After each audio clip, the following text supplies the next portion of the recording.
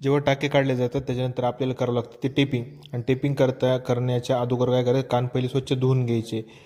जो कानांचा जो कॅनल असतो, ज्याचा म्हणजे पॉकेट असतो, तो मागल्या बाजूनं असतो. तिथं आपण कानामध्ये हा जो एसीचा पाईप आहे याला टेप रॅप करून आपण मध्ये टाकलेला आहे, हा टाकायचा आणि असं रॅप करून घे. हे रॅपिंग जे आहे आपल्याला एकदम व्यवस्थित आणि शांतपणाने करायचं आहे.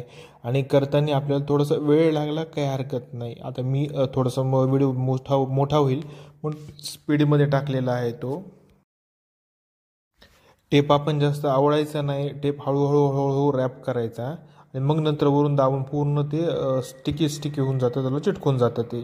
आता हे बघा, इथं खाली नाही घालायचं आपल्याला, कानाच्या एकदम पॉईंटच्या खाली जो असतो तिथं टाकायचं असतं. तर आपण रॅप केल्याच्या नंतर तिथं टाकून द्यायचा.